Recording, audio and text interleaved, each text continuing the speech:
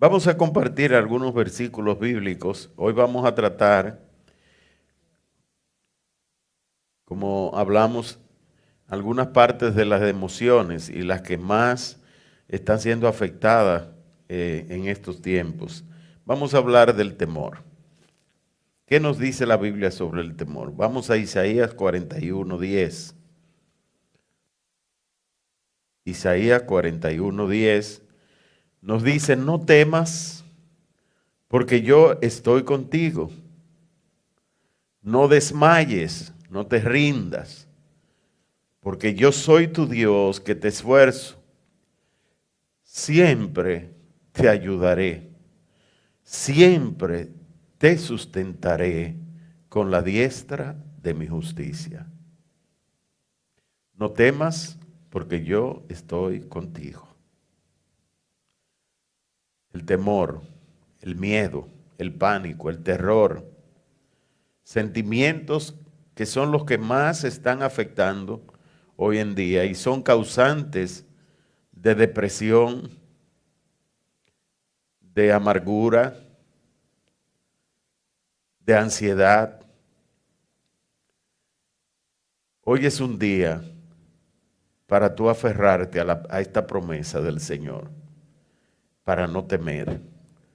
No temas, porque yo estoy contigo. Si me pudieran bajar, hay como un eco. No sé si es algún micrófono o algo que está. No.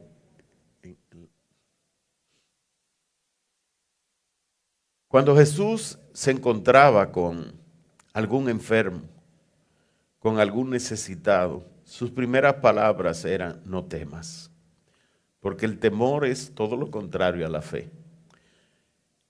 Si nosotros mantenemos la fe, no importa la circunstancia que estemos viviendo, no importa la enfermedad, no importa la escasez, el conflicto, la prueba, el desierto, la tribulación, la fe es lo contrario al temor. Cuando nos llenamos de temor, perdemos la fe. Cuando Pedro fue invitado por el Señor a caminar sobre las aguas, él se llenó de fe, pero en un momento el temor se apoderó de él. Inmediatamente comenzó a ahogarse. Y el Señor lo toma de la mano y lo levanta y le dice: no temas, Pedro. Jesús estaba ahí presente. Cuando el temor se apodera de nosotros, eso es un indicativo de que la fe en nosotros está débil. ¿Qué hacer entonces frente a esa situación? Por el temor, según los psicólogos, según he escuchado en algunas charlas que he oído, más del 20% de la gente está enferma hoy. Y aún cristianos. Porque esto es algo que el enemigo ataca y es algo muy humano. Tener miedo a lo que pueda pasar, miedo a perder los ahorros que tenga, miedo a perder el trabajo, miedo a quedarme sin trabajo. Todo eso nos afecta y nos llena a nosotros de incertidumbre, de inseguridad. Pero el reino de Dios no es para nosotros temer, es un reino de poder. El reino de Dios, el que estableció Jesús, es un reino de victoria. ¿Por qué? Porque todo temor es porque la muerte nos acecha, porque nos ataca la muerte, el espíritu de muerte. Pero Jesús venció a la muerte. Toda maldición es consecuencia de una causa y tiene que ver con el pecado del hombre. Si nosotros nos aferramos del Señor, Él venció al pecado. Él no cometió pecado, Él nos puede ayudar. Cuando estamos vacíos de Dios, el temor se apodera de nosotros y perdemos la fe. No temas, porque yo estoy contigo. No vamos a dejar de temer porque nos lo propongamos. Vamos a dejar de temer porque vamos a tener seguridad, porque tenemos una esperanza cierta, porque sabemos a dónde vamos, porque sabemos cuál es nuestro destino final. Pero ¿qué puede ocurrir si nosotros tememos? Que comenzamos a dudar y eso nos trae incertidumbre. ¿Qué puede pasar con mi vida? ¿Y si no hay cielo? ¿Y si me condeno? Y puede entonces venir la culpa. La culpa del pasado que yo hice, que le fallé a Dios en esto, de que yo no debía haber tomado esa decisión, pero lo hice, de que no debía haber establecido una relación con fulano o fulana, pero lo hice, de que le ofendí a fulano de tal, le hice daño a le prometí a una persona que le iba a pagar y lo engañé, nunca le pagué. Todas esas cosas vienen como culpa a nuestras vidas cuando nosotros no estamos aferrados al Señor. La culpabilidad normalmente viene asociada a a tener ausencia de Dios, porque cuando tú tienes a Dios en tu corazón y tú fallas, tú inmediatamente se lo presentas a Él, fallé, pero me sacudo los pies, me limpio con la sangre de Jesús y sigo hacia adelante. Y me renuevo cada día, dejo atrás cualquier cosa, la voy dejando atrás, porque el que está en Cristo, nueva criatura es, las cosas viejas pasaron, ya todas son hechas nuevas. En Isaías, en el libro de Isaías nos habla de que no se acuerden de las cosas pasadas, no traigan a memoria las cosas antiguas. Yo haré nuevas todas las cosas. ¿No la ven? Abriré camino en el desierto y ríos en la soledad. El temor muchas veces viene porque nos sentimos solos. Pero también viene el temor por la escasez. Cuando no tenemos para pagar, cuando el tiempo de la tarjeta ya llegó y no tengo los recursos. Cuando ya me vienen el pago del préstamo y no tengo con qué. Todo eso nos afecta. Pero la única manera de nosotros sostenernos en medio de la adversidad es cuando nosotros nos aferramos al Señor.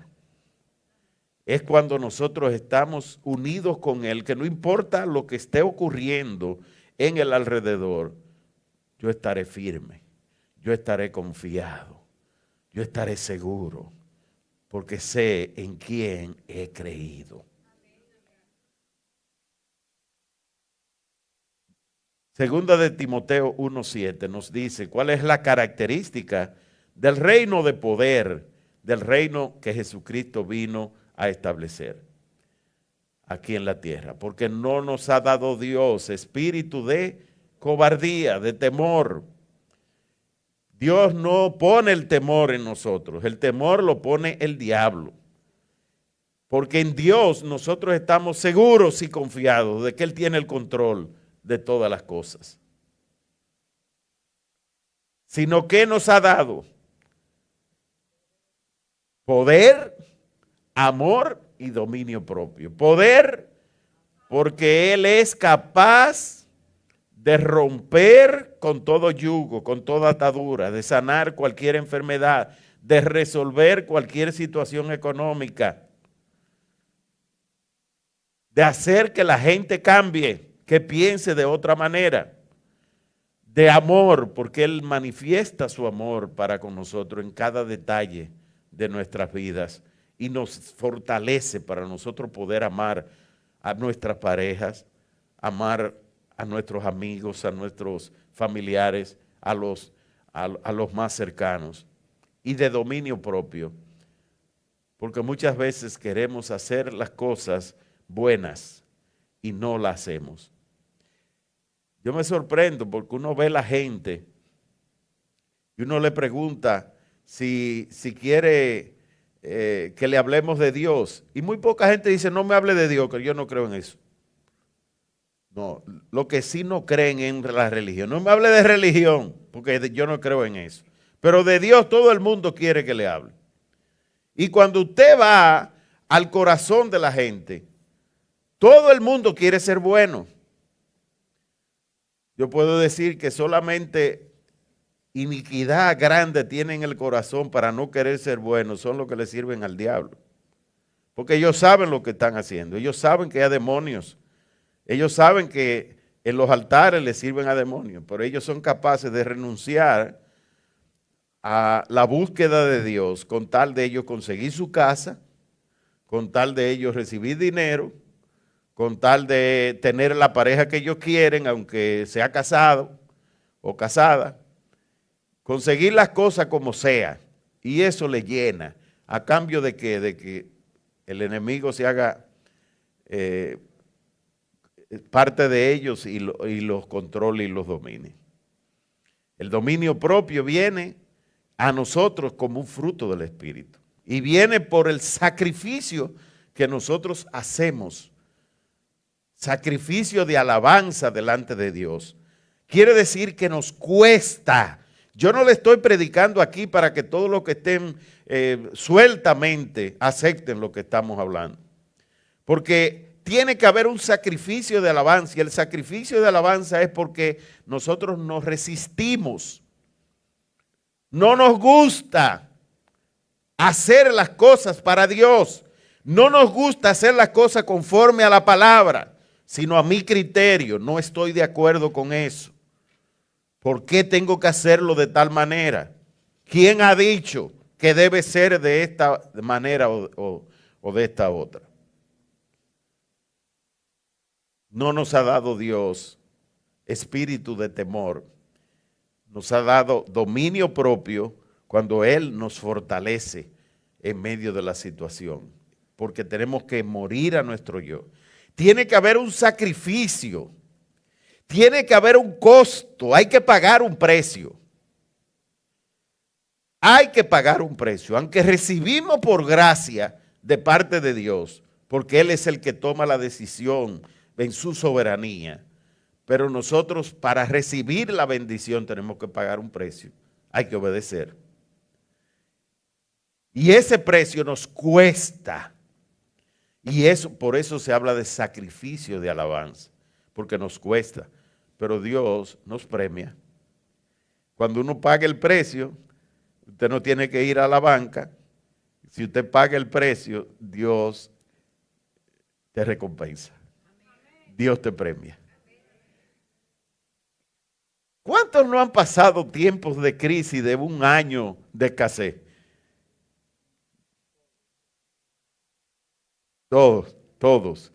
Porque todo tiene su tiempo. Eclesiastés 3 dice que todo tiene su tiempo. Hay tiempo de abundancia y tiempo de escasez. Si hay alguien que ha sido rico todo el tiempo,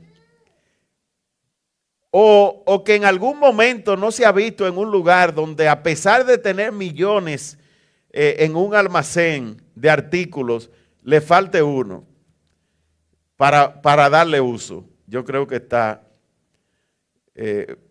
es un ser humano extraterrestre y no ha vivido en esta tierra. Todos nosotros en algún momento, a veces uno dice, wow, pero en el campo tanto que hay de comer y yo aquí estoy con un hambre. A veces hasta un vaso de agua, una sed que tú tienes. Todos nosotros hemos padecido en algún momento la escasez, pero también tiempos de escasez, tiempos de falta de recursos. Pero la buena noticia es que Dios ha puesto todo en nuestras manos para que nosotros lo disfrutemos. Dios ha puesto todo en nuestras manos para que nosotros lo disfrutemos. Vamos a ver qué nos dice Primera de Juan 4:18. En el amor no hay temor. Mire cuál es la clave. Creemos en Dios, nos sacrificamos, le entregamos nuestro ser, nos rendimos delante de Él y Él manifiesta su amor.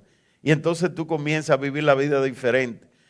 Tú recibes el amor de Dios en medio de la situación, porque tú estás que no tienes para pagar la tarjeta, no tienes para ir al supermercado a comprar con ella, tú no tienes el efectivo para tú comprar tu comida en la casa, pero tú le crees a Dios y de donde menos tú esperabas, ahí te viene el recurso. Un vecino, un familiar, alguien que te llamó, alguien que te puso algún dinero en la cuenta, sin que tú hayas hecho el esfuerzo.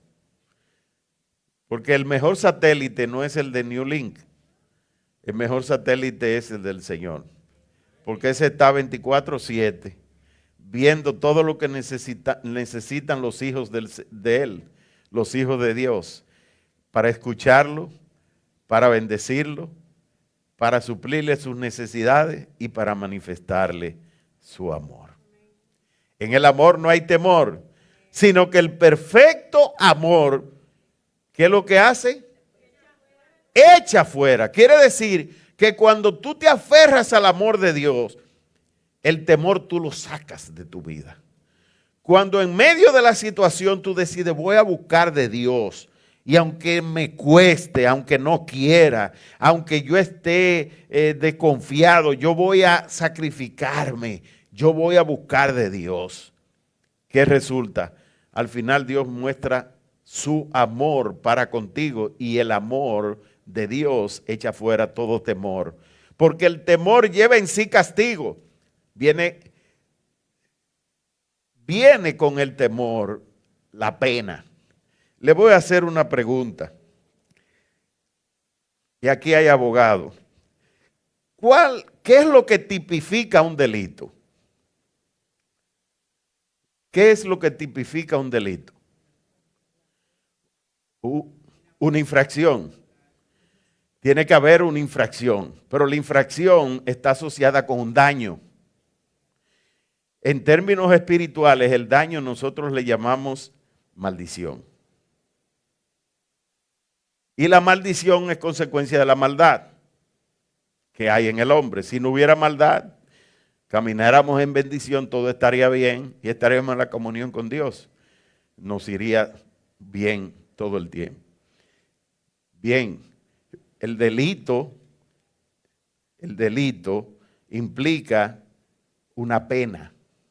Por eso se le llama penal. Penal. La pena viene como consecuencia del delito. Pues déjeme decirle, ese sistema no es inventado por el hombre. Fue Dios que lo estableció. Porque Él dijo que si pecares, de cierto morirás. Si el hombre peca, tiene que sufrir la consecuencia de su pecado. Si el hombre comete una infracción, un delito, va a haber una pena. Esa es la ley. Esa es la ley. Pero hay una buena noticia. Que Jesús eliminó por nosotros la pena. Para que ahora por su gracia nosotros no suframos las consecuencias que nos correspondía por nuestro propio pecado, por nuestra desobediencia. Y eso se le llama gracia. Eso se le llama gracia. Ahora bien, ¿quién es el infractor? ¿El hombre o Dios? Es el hombre. ¿Quién es el que sufre las consecuencias? Es el hombre. Si nosotros pongámonos en un tribunal, quien comete el delito tiene que ser el acusado. Porque si alguien no ha cometido un delito, no hay calidad para acusarlo. Una acusación tiene que estar basada en pruebas, en evidencias. Si no hay pruebas, la persona sale inocente. Jesús eliminó todas las pruebas que nosotros teníamos para darnos a nosotros inocencia total. Y eso se llama salvación. Él nos salvó. Él nos libró de la ley del pecado y de la muerte. ¿Y cuál es la ley del pecado? La ley del pecado es que hay una ley establecida, pero si usted la viola, usted tiene que pagar la consecuencia. Ahora que se está hablando aquí de Código Penal, ¿qué es lo que se está estableciendo? Las penas, es decir, los castigos como consecuencia de aquel que viole las leyes, los reglamentos, los estatutos, todo lo que ha sido establecido. Pero Jesús nos libró, ¿para qué? Para que ya nosotros no vivamos del temor, para que ya nosotros no vivamos en vergüenza. Él nos libró para que nosotros seamos libres frente a quién, al enemigo. Y vamos a seguir viendo versículos que nos hablan de esto. Dice, vamos a ver el mismo de Primera de Juan 4:18, vamos a terminar. Porque el temor lleva en sí castigo, pena, consecuencia. De donde el que teme no ha sido perfeccionado en el amor. De donde el que teme no ha sido perfeccionado en el amor. El que ama no tiene que estar exigiéndole al otro. Está seguro, yo amo, tranquilo, me quiere o no me quiere, yo quiero. En una relación de pareja, el que exige amor es porque está inseguro de su amor. No sé si ustedes están en desacuerdo conmigo, pero si están en desacuerdo con la palabra de Dios. El que teme no ha sido perfeccionado en el amor. Si usted se siente inseguro de la persona que tiene al lado, usted no ha perfeccionado esa relación. Vamos a ver Salmos 23:4, a ver qué nos dice.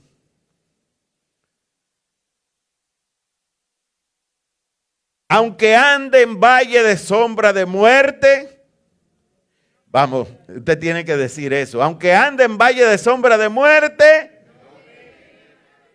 wow, no temeré mal alguno. Aunque la muerte se me asome, no temeré. ¿Por qué? ¿Por qué? Porque tú estarás conmigo. Tu vara y tu callado me infundirán aliento. ¿Qué es la vara? La vara, ¿qué es? ¿Y qué es el callado? La autoridad. La autoridad. El Dios que nos disciplina. ¿Por qué nos disciplina? Porque nos ama. Porque nos ama. Hoy se habla de una educación sin ninguna pena. Cuando usted cree que puede hacer todo y no tiene régimen de consecuencia, no le importa hacer o no hacer. Eso de una conciencia para hacer o deshacer, solamente por conciencia, no por penalidad, eso no es de humano. En otras palabras, el hombre, para poder tener temor de algo, tiene que tener consecuencia. Si no tiene un régimen de consecuencia, nadie le hace caso. Si nosotros no supiéramos que un día nos vamos a morir, no buscáramos de Dios. Resolvemos nuestros problemas con nuestra propia fuerza. Pero ¿por qué nosotros nos inclinamos al Señor? Porque hay una naturaleza creada por el hombre, por Dios en el hombre. Y esa naturaleza creada dice que Dios puso eternidad en el corazón del hombre. Dios puso aliento en el hombre y puso eternidad. en el corazón. Eso quiere decir que cuando Dios creó al hombre, lo creó para que el hombre esté vacío si no tiene a Dios. Esté vacío. Dice, tu vara y tu callado, ¿qué es lo que hacen la vara y el callado del Señor? Que me infunden aliento. ¿Sabe lo que significa? Esa palabra aliento en el hebreo es ruach, es respiro. Y el respiro está asociado a la vida. El respiro está asociado a la vida. La vida entra por el respiro. Si usted no respira, se ahoga y se muere. Porque el oxígeno entra. La vida entra por los pulmones y llega al corazón. El corazón se activa con el oxígeno. Pero ¿quién pone el oxígeno para que nosotros vivamos? Es Dios. ¿Qué dice Génesis 2:7? Me imagino que ustedes saben esa de memoria aquí. La ven todos los domingos y en cada culto. ¿Qué es lo que dice Génesis 2:7?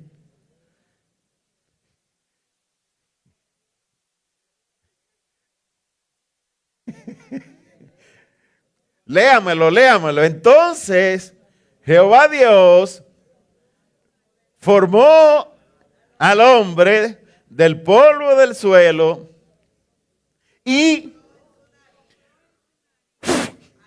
le dio oxígeno, le dio brisa, le dio oxígeno, sopló. O sea, él puso el oxígeno. Y al poner el oxígeno se activó el corazón y fue el hombre un ser viviente. Eso es aliento de vida. Eso es esta iglesia. Apréndase ese versículo, por lo menos ese. Por lo menos si no sabe mucha Biblia, apréndase Génesis 2:7 para que usted esté identificado con nuestra iglesia. Vamos a Salmos 27:1. Salmos 27:1 dice, Jehová es mi luz y mi salvación. ¿De quién temeré? Jehová es la fortaleza de mi vida. ¿De quién he de temorizarme? Veamos el verso 2. Cuando se juntaron contra mí los malignos, mis angustiadores y mis enemigos, para comer mis carnes, ellos tropezaron y cayeron. Cuando se juntaron los cuervos para comer de los despojos, tropezaron y cayeron. Verso 3. Aunque un ejército se levante, acampe contra mí, no temerá mi corazón. Aunque contra mí se levante guerra, yo estaré confiado. Wow. Verso 4. Una cosa he demandado al Señor. Para algunos que, por si acaso ustedes en las redes escuchan algunos teóricos doctrinales del Evangelio que dicen, al Señor no se le puede poner demanda, Dios es demasiado soberano, Dios es demasiado... Ustedes lo han oído en las redes, pero ahí dice una cosa he demandado al Señor. Entonces, David, mejor no vamos a decir nada. Una cosa he demandado al Señor, esta buscaré. ¿Cuál es? Que esté yo en la casa de Jehová todos los días de mi vida. ¿Para qué? Para contemplar la hermosura del Señor. ¿Y para qué? Para inquirir en su templo. No estamos hablando, aunque el salmista está hablando de estar en el altar, estar en el lugar de adoración a Dios. Nosotros sabemos que el altar no es el único lugar donde ya podemos adorar a Dios. Después que Jesús vino a la tierra, ya el lugar es universal y es el corazón del hombre. Verso 4 de nuevo otra vez. Una cosa he demandado al Señor. Quiere decir que usted puede ponerle demanda al Señor. ¿Sabe cuándo? Cuando en su corazón hay un deseo de tener a Dios. Cuando en su corazón usted dice, yo quiero estar con el Señor, ¿qué usted va a hacer? Que usted va a buscar la presencia del Señor. Y la presencia del Señor cambia todas las cosas. Vamos a ver ahora el versículo de Primera de Pedro 5:7. Dice, echando toda vuestra ansiedad sobre Él, porque Él tiene cuidado de vosotros. Porque la ansiedad tiene que ver con el temor. La ansiedad tiene que ver con el temor, porque cuando usted se llena de temor, usted se desespera.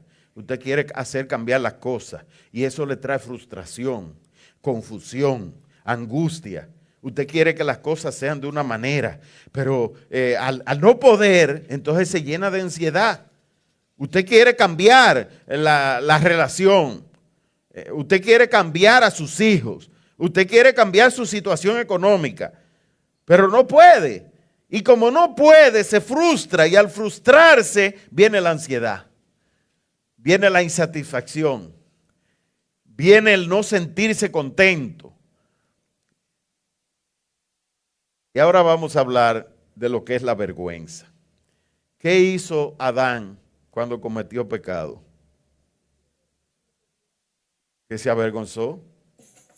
La vergüenza es propia de aquel que no está seguro de sí mismo, que no está confiado. Y vamos a ver qué nos dice la Biblia de la vergüenza. Isaías 61:7. Según los psicólogos, el temor, la vergüenza y la culpa son los tres elementos que están influyendo en las enfermedades mentales de este siglo. Y vamos a seguir viendo a ver qué nos habla la Biblia sobre estos temas. Ahora hablemos de lo que es la vergüenza. Dice, en lugar, vamos a poner la versión RBC.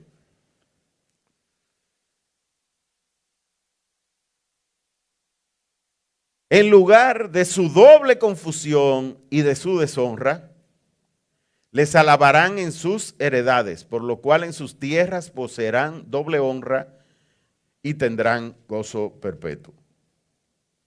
En lugar de vergüenza, recibirán doble herencia. ¿Y cuál será esa doble herencia? Como dice ahí punto y coma, quiere decir que lo voy a explicar después. Dice, en lugar de deshonra, se alegrarán de lo que reciban. Quiere decir que Dios cambia el que nosotros nos sintamos deshonrados, el que los demás no nos aprueben lo que hemos hecho, el que los demás sientan, me hagan sentir como que yo no he logrado lo que yo quería y entonces me avergüence. Dice que Dios cambia esa deshonra, la cambia por alegría.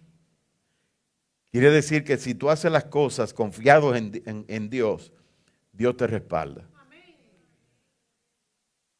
El apóstol Pablo, cuando fue a los de Corinto, dice que se presentó delante de ellos tembloroso,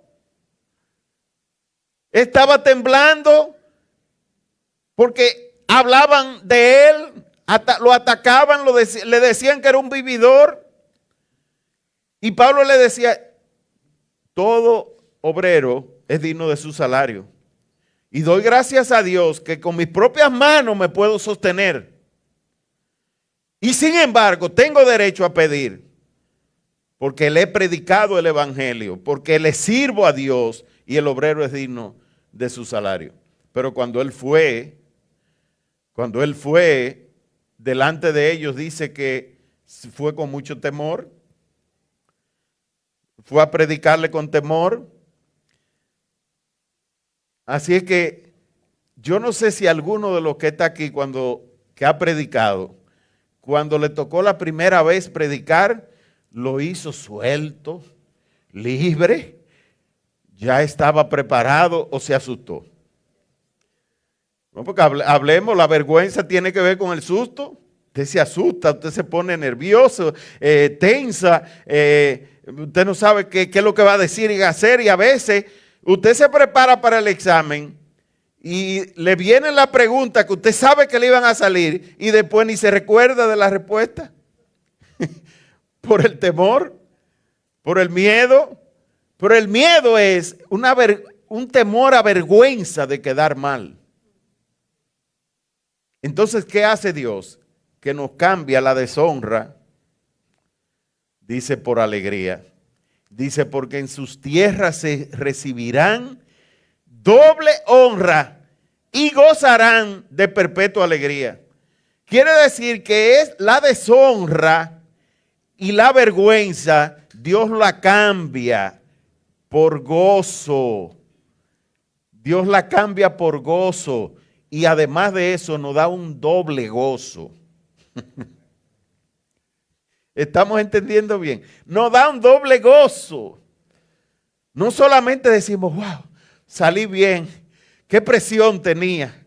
Quizás no lo hice como yo planifiqué y como yo esperaba, pero ya resolví.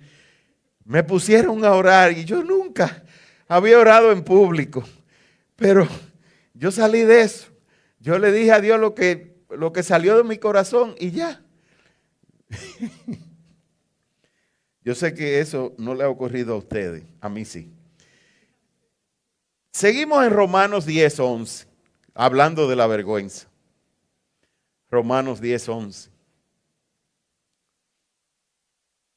Pues la Escritura dice, todo aquel que en él creyere no será avergonzado. Si nosotros creemos de verdad a Dios, la vergüenza no es para nosotros. Si le creemos de verdad a Él, Él no nos deja en vergüenza.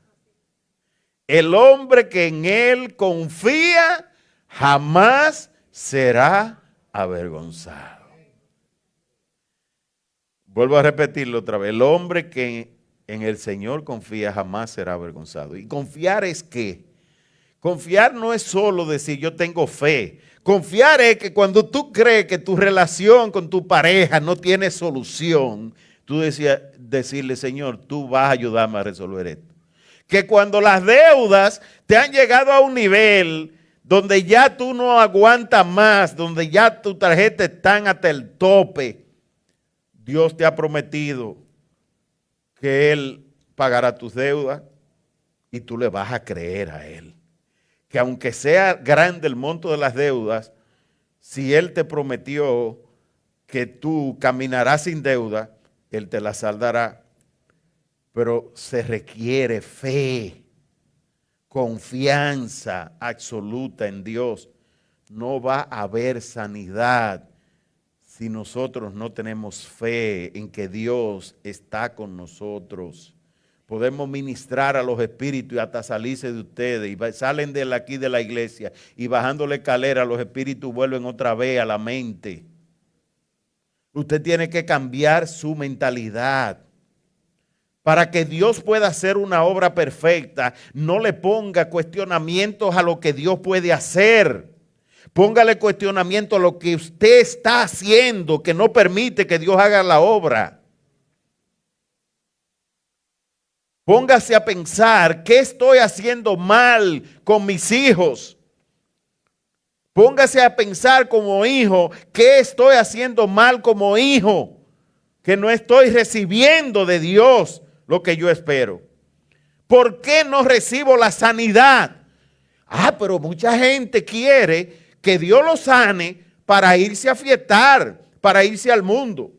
Entonces quieren la sanidad, quieren la solución a su situación, pero su propósito en su interior no es buscar de Dios después de que estén sanos.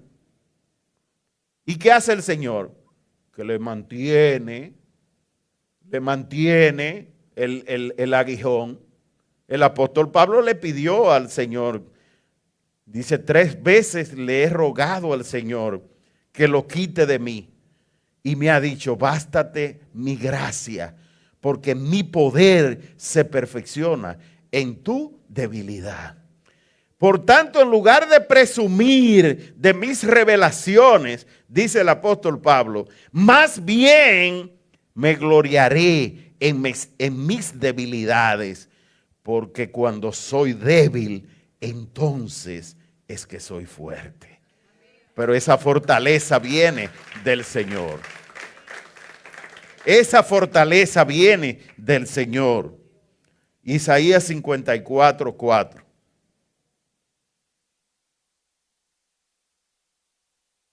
No temas, pues no serás confundida.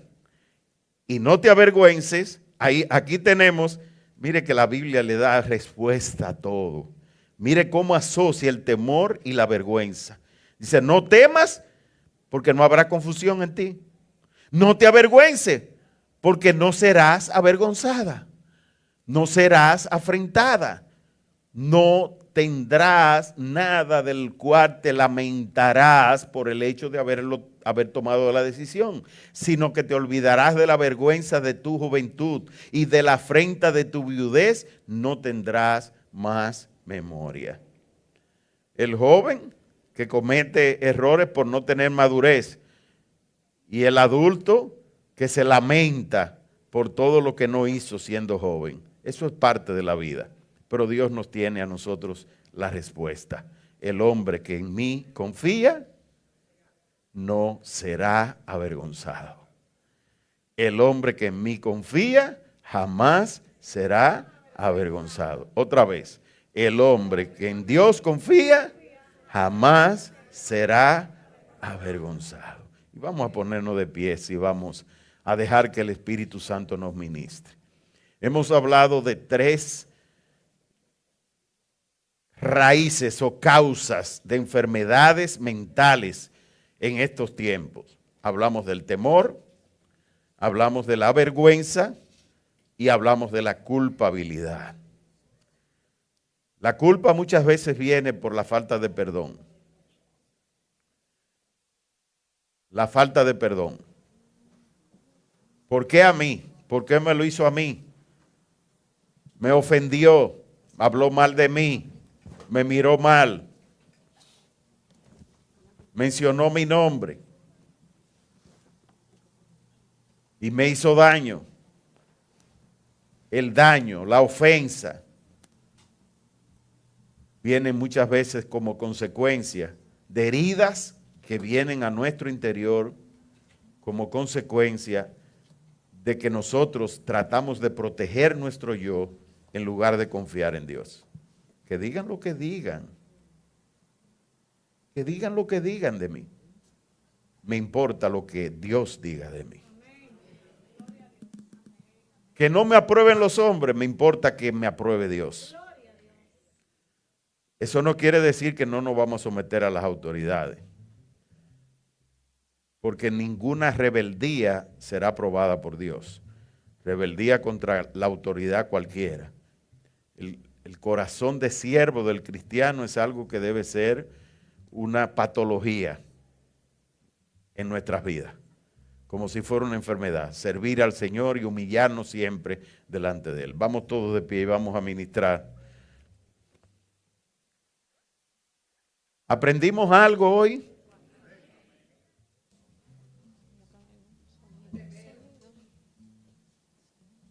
Vamos a ministrar ahora al Señor. Vamos a presentarnos delante de Él porque creo que hay mucho que nosotros tenemos que entregarle a Él. Lo principal es que cualquiera que sea la situación, tu condición, el Señor la conoce.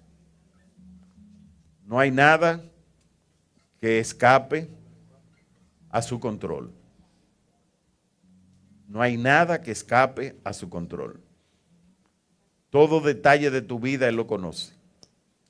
Tú eres el que sabe cuáles son las cosas que tú tienes que rendir en el altar hoy. Y ninguno de nosotros está absuelto, porque todos tenemos algo. Vamos a venir delante del Señor con corazón sincero. Vamos a entregarle a Él todas nuestras debilidades, a depositar en Él el temor, la vergüenza, la culpabilidad, la falta de perdón,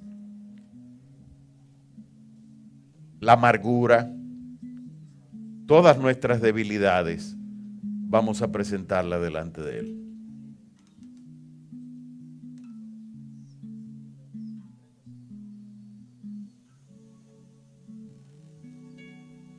Parece que hay problemas con el voltaje, por eso los aires también.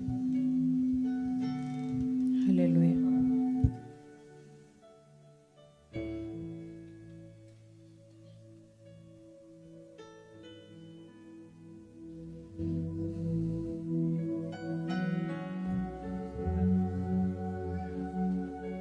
Aleluya.